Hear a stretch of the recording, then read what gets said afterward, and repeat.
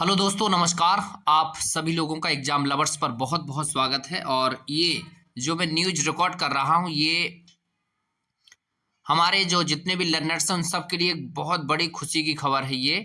और ये खबर इसलिए है क्योंकि बहुत लंबा इंतजार था शिक्षा सेवा चयन आयोग का, जिसका फिलहाल में पूरा का पूरा लगभग 76 पेज का पूरा ब्यौरा था वो जारी कर दिया गया है। और उसके संबंध में पूरा का पूरा डिटेल इन्फॉर्मेशन यहाँ पर डिस्कस किया गया है।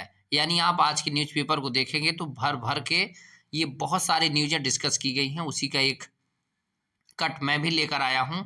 शिक्षक भर्ती में 90% अंक लिखित परीक्षा पर आधारित होंगे, यानी कितने 90% जो मार्क होंगे वो खाली खाली रिटन पर आधारित होंगे, और 10% यानी 10% जो होंगे आपके इंटरव्यू साक्षात्कार के आधार पर होंगे। और ये अभी तक के बहुत बड़े चेंजेस को देखा जा रहा है, क्योंकि इससे पहले जो भी शिक्षक भर्तियां होती थीं उनमें कुछ अलग स्तर पर जो आपका इंटरव्यू होता था, लेकिन इसमें अभी ये नहीं फिक्स है कि किस परीक्षा में और किस प्रकार की परीक्षा में इंटरव्यू होगा। लेकिन फिलहाल इसकी पूरी न्यूज डिस्कस करते हैं।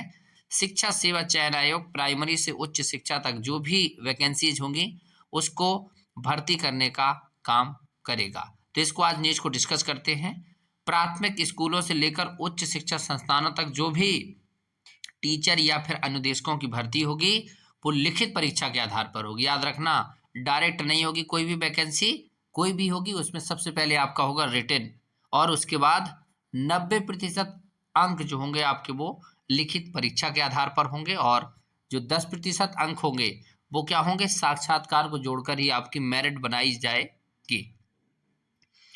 इसके साथ साथ इसमें साफ लिखा हुआ है कि पारदर्शिता को बरकरार रखने के लिए जो इंटरव्यू होगा यानी जो साक्षात्कार होगा उसमें न्यूनतम 40% से आपको अंक कम मिलेंगे नहीं, और 90% से ज़्यादा अंक दिए नहीं जाएंगे। और जहां पर भी साक्षात्कार नहीं होगा वहां लिखित परीक्षा के आधार पर ही भर्ती की जाएगी। उत्तर प्रदेश शिक्षा सेवा चयन आयोग इसका तय करेगा। जो भी परीक्षा होगी वो 2 घंटे से ज़्यादा की नहीं होगी। 2 घंटे की परीक्षा होगी यानी 120 मिनट की, और इसमें जितने भी प्रश्न पूछे जाएंगे वो सभी क्या होंगे, एमसीक्यू यानी मल्टीपल चॉइस ऑब्जेक्टिव होंगे। पेपर ऑनलाइन नहीं होगा, पेपर ओएमआर सीट पर कराया जाएगा। ये भी आप जानते चलो, पूरी की पूरी जो डाउट है वो क्लियर होते चले। ये कल बुधवार को लगभग आपको शाम को जारी किया गया है, और इसको जारी कौन करता है इस नियमावली को, तो जारी करते हैं राज्यपाल, जो कि फिलहाल में आनंदीबेन पटेल है, उनके द्वारा इसको जारी किया गया है। इसके माध्यम से अब प्राथमिक यानी प्राइमरी पीआरटी के लिए, उच्च प्राथमिक के लिए, मिडिल के लिए, डिग्री कॉलेजों के लिए, अल्पसंख्यक स्कूलों के लिए और अदर स्कूल है जिनमें शिक्षकों और अनुदेशकों की भर्ती की जानी है उनके लिए ये विज्ञापन जारी किया गया है। नए आयोग की जो भर्ती होगी सबसे बड़ा इसमें फेरबदल किया गया है ना। और साथ ही साथ इनकी चयन प्रक्रिया में अभी तक जो लगभग आपने सुना होगा बीटीसी बीएड वालों से कि 60% आपके जो खुद के रिटन के अंक जुड़ते थे, 40% आपकी शैक्षणिक गुणवत्ता शैक्षणिक गुणांक का, है ना। लेकिन फिलहाल ये दोनों चीज़ें आपकी अब क्या है, एकदम खत्म कर दी गई हैं।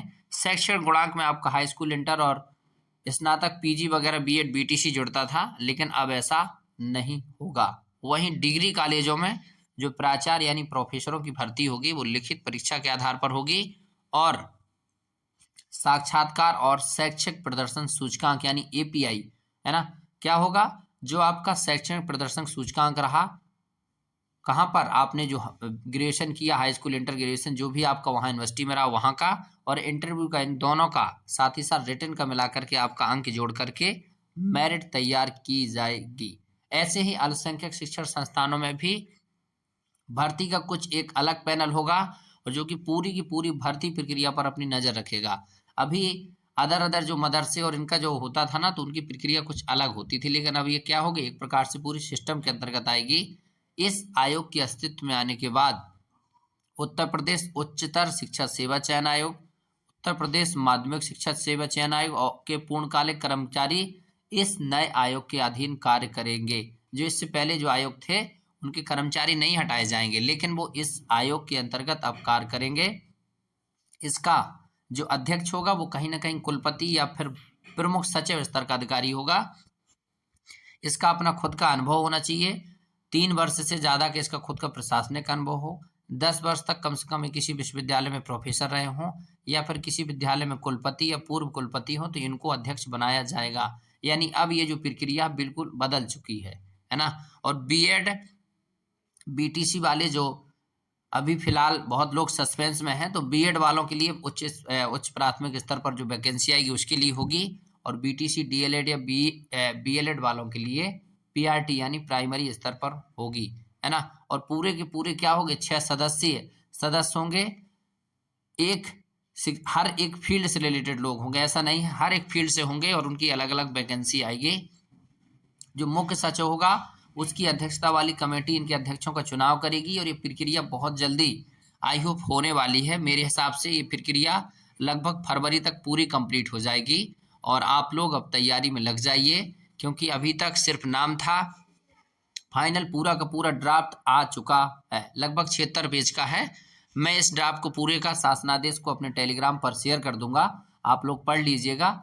जो चीज़ें मैं यहाँ पर बता रहा हूँ ये इसका शॉर्ट है, और उसमें पूरी की पूरी चीज़ें बहुत डिटेल में दी गई हैं, तो आप उसको भी पढ़ सकते हैं। तो बिल्कुल अब तैयार हो जाओ, चाहे आप टेट की तैयारी कर रहे हो, चाहे आप सुपर टेट की, और साथ ही साथ आप यूपी टीजीटी पीजीटी की या फिर यूपी एचईएससी, इनके जो भी एग्ज़ाम होंगे वो आपके कहीं ना कहीं कहाँ से, अब नए शिक्षा सेवा चयन आयोग के माध्यम से होंगे।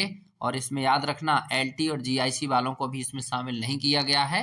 आने वाले समय में देखते हैं यूपी पीएससी ही कराएगा या फिर इसके शामिल किए जाने की संभावना बनेगी। तो ऐसी न्यूज आप लोग जरूर देखिएगा पूरी डिटेल से, और बताइएगा कि आप फिलहाल किसकी तैयारी कर रहे हैं, और ये जो आया है इसकी जो TET C TET super TET जो भी लोग पढ़ रहे होंगे उनकी उम्मीद कितनी बरकरार रह सकती है, ये तो आने वाले समय में जब इसका नोटिफिकेशन क्लियर होगा तभी आएगा। लेकिन फिलहाल अब थोड़ा सा तैयारी का जो मार्केट है, कयास हैं वो बढ़ चुके हैं, क्योंकि अब फिलहाल में नोटिफिकेशन जैसे ही इसका फाइनल, ये जो बन के आयोग के अध्यक्ष फाइनल आ जाएंगे। इसमें एक चीज़ और, हर एक मंगलवार को याद रखना, हर एक मंगलवार को वीक में इसकी मीटिंग हुआ करेगी, और उसमें कुछ ना कुछ नए नए निर्णय लिए जाएंगे, जिसको हम लोग वीडियो के माध्यम से डिस्कस करते चलेंगे। तो चलिए, ये न्यूज़ थी आप सब लोगों के लिए खुशी के लिए। आई होप आप लोगों को इस न्यूज़ को पढ़कर और देखकर बड़ी खुशी हुई होगी।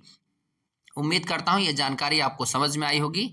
यदि आप किसी प्रकार की तैयारी कर रहे हैं तो अपनी तैयारी को और स्तर पर बढ़ाने की कोशिश करें, और बहुत ही जल्दी आप सबके सामने ये आयोग होगा और वैकेंसियों की तैयारी हम लोग आगे करेंगे। थैंक यू सो मच, जुड़ने के लिए धन्यवाद।